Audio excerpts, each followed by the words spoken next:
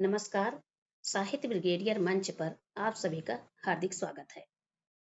आज के सेशन में हम अलंकार से संबंधित विगत वर्षों की परीक्षाओं में आए हुए प्रश्नों को व्याख्या सहित हल हैं। आइए हल करते हैं और इस नए सेशन की शुरुआत पहले प्रश्न से करते हैं। आइए देखते हैं पहला प्रश्न कौन सा है। पहला प्रश्न है, चरण कमल बंदो हरिराई इस काव्य पंक्ति में कौन सा अलंकार है। और ये प्रश्न जूनियर असिस्टेंट परीक्षा 2020 में आया हुआ है और देखते हैं इसका सही उत्तर क्या होगा। पहले विकल्पों पर चलते हैं। इसका पहला विकल्प है उपमा अलंकार है क्या, या रूपक अलंकार का उदाहरण है, श्लेष का है या उत्प्रेक्षा का है। तो इसमें देखते हैं कि चरण कमल, देखिए इसका एक पहला चिन्ह है पहचानने की कि इसमें चरण और कमल दो पदों के बीच में योजक चिन्ह प्रयोग किया गया है, अर्थात ये पहचान किसकी है, तो ये रूपक की हो जाएगी। यहाँ पे रूपक अलंकार होगा और इसमें पहचान यही है कि दो पदों के बीच में या दो शब्दों के बीच में, जिसको हम हाइफन बोलते हैं अंग्रेजी में और हिंदी में योजक चिन्ह कहते हैं, उसका प्रयोग किया गया रहता है। यहाँ पर रूपक अलंकार होगा, रूपक होगा। और इसकी पहचान क्या है, इसकी पहचान है कि इसमें दो शब्दों के बीच में हाइफन का प्रयोग हुआ रहता है या योजक चिन्ह का प्रयोग हुआ रहता है।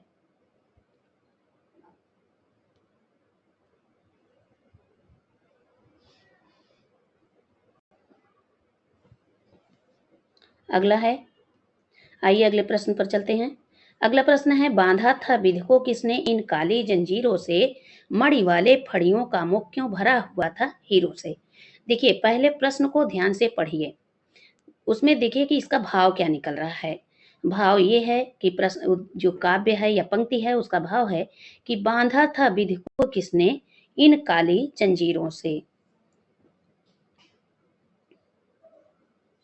कैसे, काली जंजीरों से। तो विधु का अर्थ होगा यहाँ पे, इसका अर्थ होगा चंद्रमा, और काली जंजीर अर्थात विधु को यानी चंद्रमा को क्या कोई जंजीरों से बांध सकता है। तो ये कैसी बातें कह रहे हैं या इसका भाव कैसा निकल रहा है, तो यहाँ पर अतिशयोक्ति का भाव आ रहा है। क्यों, क्योंकि किसी भी कोई भी चंद्रमा कोई वस्तु नहीं है जो उसको कोई बांध सके। और यहाँ पे कौन सा अलंकार होगा, अतिशयोक्ति हो जाएगा। क्योंकि जब हम पढ़ते हैं तो उसके भावों को जब समझ जाते हैं तभी अलंकार या रस कोई भी छंद हो समझ में आएगा। तो इसका सही उत्तर होगा अतिशयोक्ति। देखते हैं अगला प्रश्न। अगला प्रश्न है, कूलन में, केल में, कछारन में, कुंजन में, क्यारिन में कलित कलीन किलकत हैं। इसको अगर सुर से पढ़ा जाए तो बहुत अच्छा है। और ये रीतिकाल की पंक्ति है, किसी कवि की है, कहे हैं ये सेनापति की है शायद। कूलन में, केल में नहीं, ये भारतेंदु हरिश्चंद्र की है। और उन्होंने लिखा है कि कूलन में, केल में, कछारन में, कुंजन में, क्यारिन में कलित कलीन किलकत हैं। इस काव्य पंक्ति में पूछ रहा है कि अलंकार कौन सा है। तो जूनियर असिस्टेंट परीक्षा 2020 का आया हुआ प्रश्न है और इसका विकल्प देखते हैं कि अनुप्रास है, रूपक है, यमक है या श्लेष है। तो आप सभी लोग जानते हैं कि जहां पर एक ही वर्ण की आवृत्ति बार बार हुई हो वहां कौन सा अलंकार होता है, वहां हो जाएगा अनुप्रास, वहां पर अनुप्रास होगा। और अनुप्रास का अर्थ होता है, अनु मतलब पीछे, प्रास माने शब्द, यानी कि वर्णों की बार बार आवृत्ति ही अनुप्रास है। अगला प्रश्न है, माला फेरत जुग भया, फिरा न मन का फेर, कर का मन का डारी दे, मन का फेर। तो इसमें इसको पहचानिए। मैंने बताया कि जब भी कोई पंक्ति हम पढ़ते हैं तो उसके अर्थ को जानते हैं। यहाँ पर मन का शब्द दो बार आया है, यहाँ पर एक मन का शब्द आया है, मन का,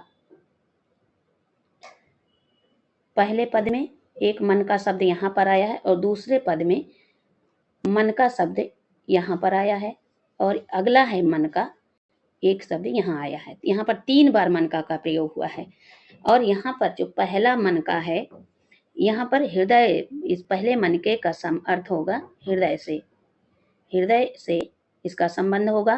और दूसरे मन का मतलब होता है माला की जो गुड़िया होती है, हम लोग बोलते हैं माला, तो माला में जो नए नए वो नग लगे होते हैं, छोटे छोटे मणि, वही है मन का। तो इसका संबंध माला से है, माला के मनके से है। और मन का फेर, मन का मतलब हृदय का फेर है, माला फेरत जुगवे। तो तीनों का अर्थ, इन दोनों का, पहले मनका का अर्थ होगा हृदय, दूसरे मनका का अर्थ होगा, इसका संबंध होगा माला से। और मन का फेर, अपने मन को फेर, इसको मोड़ दो। इस दोहे में ये पूछ रहा है कि कौन सा अलंकार है। तुम इसके भावार्थ को देखते हुए, यहाँ पे मन का शब्द का अर्थ, एक मन का शब्द का हृदय है और दूसरे मन का शब्द का अर्थ है माला, माला में पिरोई हुई मन का। तो इसमें हो जाएगा, जब एक ही शब्द के दो एक ही शब्द के दो अलग अलग अर्थ आए तो वहां पर हो जाएगा यमक। वहां पर कौन सा अलंकार होगा? यमक हो जाएगा। अगला प्रश्न है, काव्य की शोभा बढ़ाने वाले धर्मों को अलंकार कहते हैं। इस युक्ति में प्रयुक्त धर्म शब्द का क्या अर्थ है? तो ये अर्थ पूछ रहा है, कौन सा अर्थ होगा इसका, काव्य की शोभा बढ़ाने वाले धर्म को। तो इसमें सही अर्थ क्या होगा देखते हैं। मजहब होगा, गुण होगा, सत्कर्म होगा या कर्तव्य होगा। तो इसका सही उत्तर होगा गुण। अगला है प्रश्न, तरनि तनुजा तट तमाल तरुअर बहुछाए, झुके कुल सो जल परसन हित मनः सुहाए। तो इस कविता की दूसरी पंक्ति में कौन सा अलंकार है? देखिए, पहले तो इसमें जो पहली पंक्ति है उसमें ता वर्ण की आवृत्ति बार बार हुई है, अतः यहाँ पर क्या हो जाएगा? अनुप्रास अलंकार।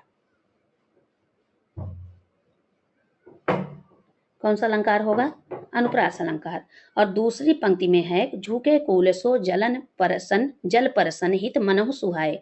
तो यहाँ पे एक वाचक शब्द आया है मनहु। मनहु, मनु, मन, मानो, मनु, मनहु, जानु, जानो, जनहु, जो कि आदि जैसे शब्द आते हैं, ज्यों, जैसे, ये सारे शब्द जहां आते हैं तो वो हो जाएंगे उत्प्रेक्षा अलंकार। ये सारी पहचान किसकी है? उत्प्रेक्षा अलंकार की है। और उत्प्रेक्षा अलंकार ये इसके वाचक शब्द हैं और इसी से हम पहचान सकते हैं। तुरंत किससे पकड़ लेंगे इस शब्द कौन सा अलंकार है? तो ये हो जाएगा मनहु शब्द, जो वाचक शब्द है मनहु, उसी से हम जान जाएंगे कि ये उत्प्रेक्षा अलंकार है। और परीक्षा में आते ही तुरंत पहचान जाए, समय भी न लगे। तो इनके वाचक शब्दों को ध्यान रखिएगा। मनु, मानो, मनहु, जनु, जानो, जनहु आदि जैसे शब्द आए तो ये उत्प्रेक्षा अलंकार की पहचान है। और इसमें पहली पंक्ति में ये बार बार एक ही वर्ण की आवृत्ति हुई है तो वहां पर अनुप्रास हो जाएगा। लेकिन इसमें पूछ रहा है कि दूसरी पंक्ति में कौन सा अलंकार है? तो यहाँ पर हो जाएगा उत्प्रेक्षा, जिस पर हम पहले से ही चिन्ह लगा चुके हैं। अगला है प्रश्न, रहीमन पानी राखिए बिन पानी सब सून, पानी गए न उबरे मोती मानुस चून। ये बहुत बार आया हुआ ये उदाहरण है, अलंकार के बारे में पूछा गया है। और देख लीजिए इसके नीचे कितनी परीक्षाओं में आया हुआ ये भी दिखाया गया है, नीचे नोट है। तो ये कहाँ कहाँ आया? यूपी टेट परीक्षा 2020 में आया है, यूपीएसआई परीक्षा 2017 में आया है, एनवीएस पीजीटी परीक्षा 2016 में आया है। तो इसको ध्यान रखिए और देखते हैं इसमें कौन सा अलंकार है। तो रहीमन पानी राखिए बिन पानी सब सून, और पानी गए न उबरे मोती मानुस चून। इसमें इसकी परिभाषा है कि जब एक ही शब्द के कई अर्थ निकले। देखिए यमक और इसमें एक अंतर रखिएगा, एक ही शब्द दो बार आया हो, दोनों का अर्थ अलग अलग हो, तब तो यमक अलंकार हो जाएगा।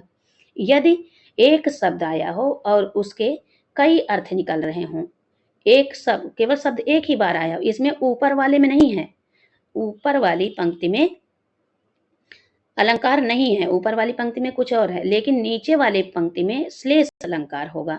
तो श्लेष कैसे होगा उसकी परिभाषा देखते हैं। उसकी, जैसे कि हम किस शब्द को पकड़ेंगे, यहाँ पे पानी गए न उबरे मोती मानो चून। तो पानी शब्द आया है, ये पानी शब्द का तीन अर्थ होगा। यहाँ पे पानी गए न उबरे तो तीन अर्थ क्या हो जाएगा? एक पानी का होगा मोती की चमक या कांति के लिए, एक पानी जो मनुष्य के लिए, इसमें ऊपर लिखा है पानी राखिए बिन पानी सब सून। तो पानी गए न उबरे मोती मानुष चून। तो पानी गए कौन कौन नहीं उबरता, यानी यदि मोती की पानी यानी चमक चली जाए, मोती का यहाँ पानी का अर्थ होगा चमक, कांति। तो मोती की चमक चली जाए तो वो बेकार हो जाती है, किसी काम की नहीं रहती, उसे आभूषण के रूप में पहना जाता है। तो जब वो चमक ही नहीं रहेगी तो कौन आभूषण धारण करेगा? दूसरा है मानस। मानस का यहाँ पे लाज और प्रतिष्ठा से है, यानी लज्जा, प्रतिष्ठा, इज्जत से है, मान सम्मान से है। तो मनुष्य के लिए पानी शब्द का अर्थ होगा मान, प्रतिष्ठा या सम्मान। अगर उसका मान सम्मान या प्रतिष्ठा चला जाता है तो मनुष्य भी मरे के समान हो जाता है। फिर आगे है चून। चून का अर्थ होगा चूना। चूना पहले तो सूखा रहता है, फिर उसे पानी डालकर बुझाया जाता है, बुझाना कहते हैं उसको। और फिर वो जो है जीवित हो जाता है, कहते हैं चूना जीवित हो गया। तो जीवित नहीं होता, अर्थात उसमें उसके खाने योग्य हो जाता है। लेकिन जब वही पानी फिर से सूख जाता है तो वो किसी काम का नहीं रह जाता, उसको मरा चूना बोलते हैं। तो यहाँ पे इसे पानी शब्द, पानी गए न उबरे मोती मानुष चून, तो मानस चून, चूने के अर्थ में जो रियल का पानी होता है जल के लिए प्रयुक्त हुआ है। तो तीनों के पानी शब्द के अलग अलग 3 अर्थ निकल रहे हैं, इसीलिए यहाँ पे कौन सा अलंकार होगा? यहाँ पर हो जाएगा श्लेष। कौन सा होगा? श्लेष हो जाएगा। अगले अगला प्रश्न देखते हैं। अगला है 8 प्रश्न है, 8वां नंबर। इसमें पूछ रहा है अलंकार शब्द का शाब्दिक अर्थ क्या होता है? अलंकार शब्द का शाब्दिक अर्थ, वैसे तो अलंकार शब्द का बहुत सारा अर्थ होता है। अगर किसी महिला के लिए कहा जाए तो सजाने के लिए होता है, घर का भी अलंकार होता है, कमरे का भी होता है, और किसी भी अपनी पुस्तक का भी लोग अलंकरण करते हैं। कोई कार्ड बनाता है उसका अलंकरण करता है, लेकिन यहाँ पर काव्य के लिए प्रयुक्त हुआ है शब्द अलंकार। यहाँ अलंकार शब्द का अर्थ होगा आभूषण।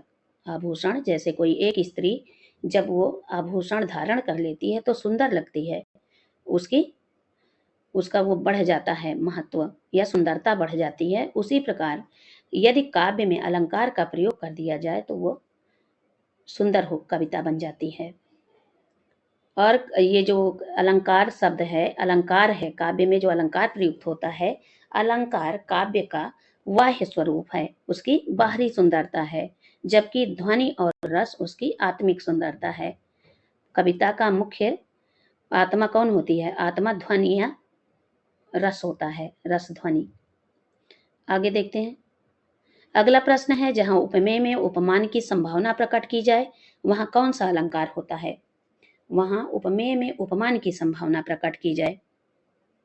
देखिए उपमा होता है या नियुक्ति होती है या उत्प्रेक्षा या रूपक होता है। देखिए ऊपर इसमें परिभाषा लिखी हुई है कि जहां उपमेय में उपमान की संभावना की जाए।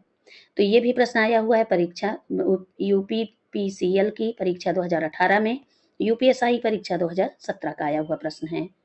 तो देखते हैं इसका सही उत्तर क्या होगा।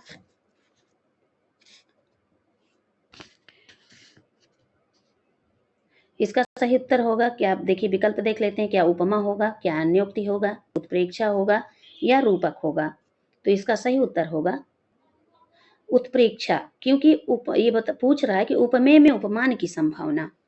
तो उपमेय जो सामने दिख रहा है, क्यों, जो प्रत्यक्ष रूप से दिखाई देता है वो उपमेय होता है, और जिससे उसकी तुलना की जाए वो क्या होता है? उपमान होता है उससे। लेकिन यहाँ पे संभावना प्रकट की जा रही है कि मानो, मानो जैसे वही है, ना तो अभेद रूप दिखाई जा रहा है, ना समानता दिखाई जा रही है। यहाँ पे क्या दिखाई जा रही है? यहाँ पे संभावना दिखाई जा रही है। तो संभावना की बात जहां आए वहां पे क्या हो जाएगा? उत्प्रेक्षा हो जाएगा। क्यों हो जाएगा उत्प्रेक्षा? क्योंकि यहाँ पे उसके जैसे बताया जा रहा है, संभावना ऐसे दिख रही जैसे कि मानो वही लग रहा है, लेकिन हो नहीं सकता। हो या ना हो, यहाँ पे संभावना दिखाई जा रही है कि हो सकता है उसी के जैसे दिख रहा है, लेकिन है या नहीं है ये संभव, मतलब ये जरूरी नहीं है, कहने का अर्थ ये होगा।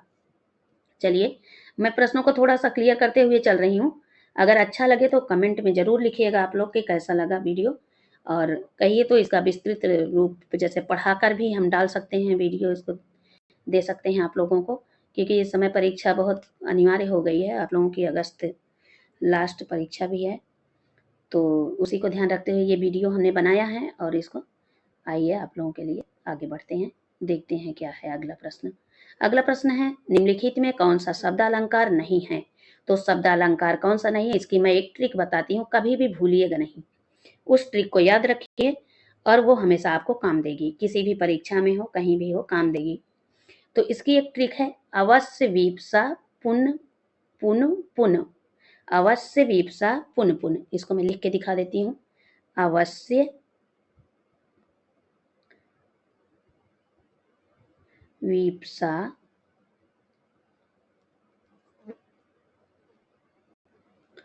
पुन, पुन, पुन और पुन, ये दो हो गया। पुन पुनर भी कह सकते हैं, पुनर, पुन पुनर। तो इसमें देखिए अवश्य से आ से हो जाएगा अनुप्रास, व से वक्रोक्ति, स्या से श्लेष, या से यमक। 4 अलंकार ये हो गए। फिर आया वीप्सा, फिर पुन, पुन से होगा पुनरुक्ति प्रकाश, और ये अगला होगा पुनरुक्त वदा भास। ये कितने आते हैं? ये होंगे 4, 5, 6, 7। ये शब्द अलंकार के अंतर्गत आने वाले अलंकार हैं। तो इनको आप लोग याद कर लीजिए जरूर। और अवश्य वीप्सा, पुन पुनर, तो इससे याद रहेगा। और जहां भी अगर पूछता है कि ये अर्थालंकार के भेद इसमें कौन सा नहीं है, कौन शब्दालंकार के अंतर्गत आता है, तो तुरंत इसको आप लोग समझ लेंगे या पकड़ लेंगे। तो आइए देखते हैं इसमें कौन सा है, अवश्य के अंतर्गत कौन आ रहा है। अवश्य देखिए रूपक र आ रहा है, कहीं नहीं आ रहा है। यमक आ रहा है। अवश्य का जो चौथा वर्ण है या से यमक हो जाएगा। अनुप्रास है, आ पहला ही वर्ण है, आ से अनुप्रास। और सा से सा देखिए तीसरा वर्ण है, वो भी श्लेष हो जाएगा। तो इसमें ये प्रश्न पूछ रहा है कौन सा शब्दालंकार नहीं है, कौन सा शब्दालंकार नहीं है। नहीं शब्द को जरूर देखिए, जब भी परीक्षा में जाइए प्रश्न को ध्यान से पढ़िए। और नहीं पूछ रहा है कि है पूछ रहा है, इसमें भी कभी कभी बहुत सारे प्रश्न गलत हो जाते हैं। तो इसको ध्यान से देखिए कि नहीं शब्द आया है या नहीं, तो उस शब्द को देखकर ही हम आगे बढ़ेंगे, उस प्रश्न को समझेंगे, विकल्प को देखेंगे। तो देखते हैं इसमें पहला विकल्प ही इसमें नहीं है, तो इसका सही उत्तर हो जाएगा रूपक। रूपक शब्द अलंकार के अंतर्गत नहीं आता, ये अर्थालंकार के अंतर्गत आता है। देखिए अगला प्रश्न है, मैं बहुत धीरे धीरे पढ़ा रही हूँ समझा के, इसमें थोड़ा समय लगेगा।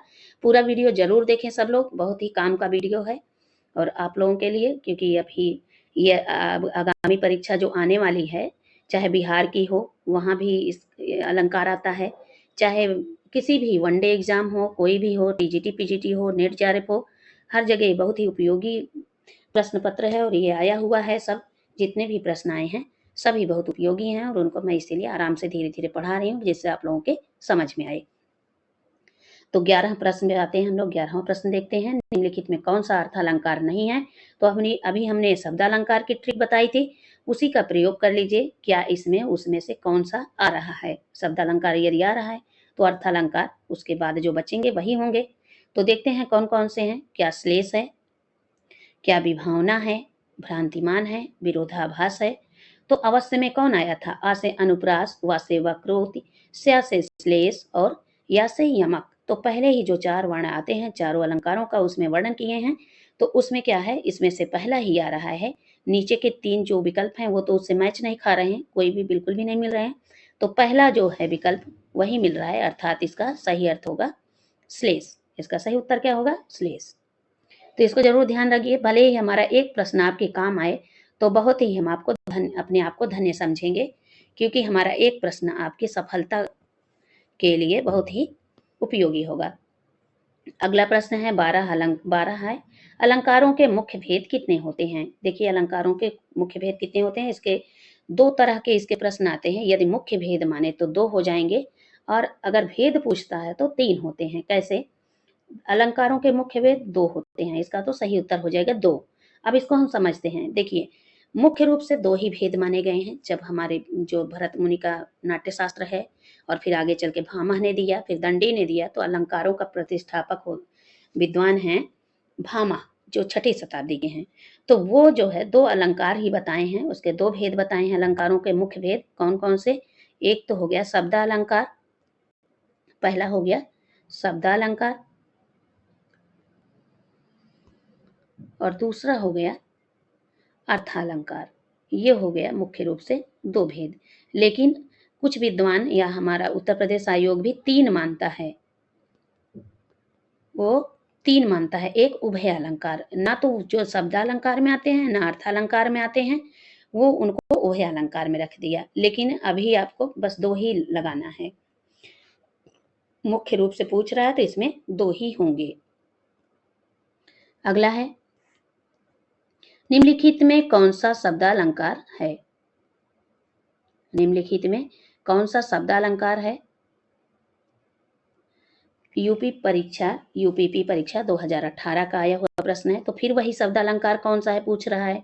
तो अवश्य देख लीजिए, अवश्य में कौन कौन आ रहा है। आ से अनुप्रास है, नहीं है। रूपक भी नहीं है, अवश्य में रा नहीं आ रहा है। यमक आ रहा है, चौथा वर्ण है, ऊ भी नहीं आ रहा है। तो इसका सही उत्तर क्या होगा? यमक। अगला प्रश्न है, जहां एक ही वर्ण की बार बार आवृत्ति होती है वह अलंकार होगा। यह प्रश्न किसी भी तरह घुमा के पूछ सकता है, क्योंकि पहले भी पूछा है कि जहां एक ही, पहले तो उदाहरण दिया था, उसमें पूछा था कि इसमें कौन सा अलंकार है। तरन, तरुजा, तट, तमाल, तरुअर, बहुछाया, उसको भी मैंने बताया था। और पहला था, दूसरा वाला प्रश्न था, एक आया था तीसरा प्रश्न कि कूलन में, केल में, कछारन में, कुंजन में, क्यारिन में, कलित, कलीन, किलंकत है। तो ये जो आया था इसमें भी का वर्ण की आवृत्ति कई बार हुई थी। तो वहां उदाहरण पूछा था और यहाँ परिभाषा पूछ लिया है।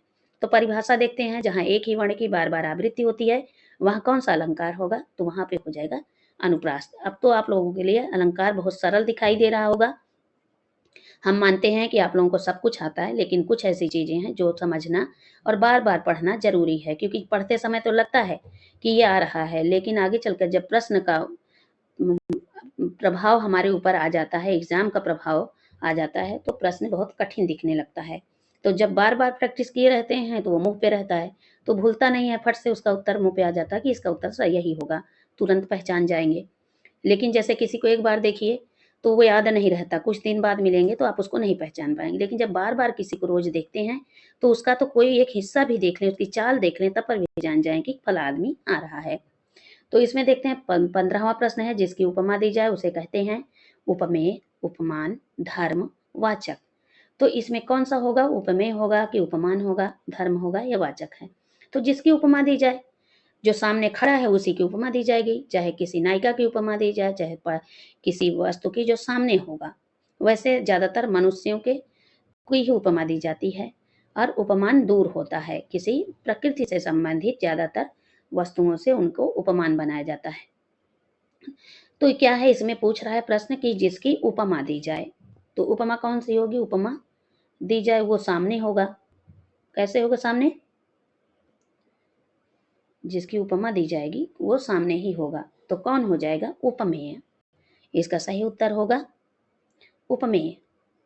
अगला प्रश्न है, जहां दो भिन्न पदार्थों में सादृश्य का प्रतिपादन हो वहां अलंकार होता है। देखिए, वैसे तो हम लोग बोलचाल की भाषा प्रयोग करते हैं, लेकिन इसमें एक शब्द को पकड़ना है, सादृश्य। और सादृश्य का अर्थ हमें समझ में आना चाहिए। सादृश्य का अर्थ होता है समान या समानता। सादृश्य का अर्थ होता है समानता। तो समानता कहाँ? जहां दो चीजों में, दो भिन्न पदार्थों में समानता दिखा दी जाए। जैसे गौरी का मुख चंद्रमा के समान है, तो इसमें गौरी का मुख तो मनुष्य है, जीव है, और भिन्न पदार्थ हुआ ना। पहली वाली जो गौरी है वो तो वो एक जीव है, मनुष्य है, लेकिन जो चंद्रमा है वो तो एक ग्रह है। तो दोनों में भिन्न है, लेकिन समानता दिखाई जा रही है उसकी सुंदरता से और गौरी के मुख की सुंदरता से। तो गौरी के मुख किसके समान सुंदर है? तो चंद्रमा के समान सुंदर है। तो यहाँ सादृश्य शब्द का अर्थ होगा, इसको हम आपको आउटलाइन कर देते हैं। सादृश्य जो आया है,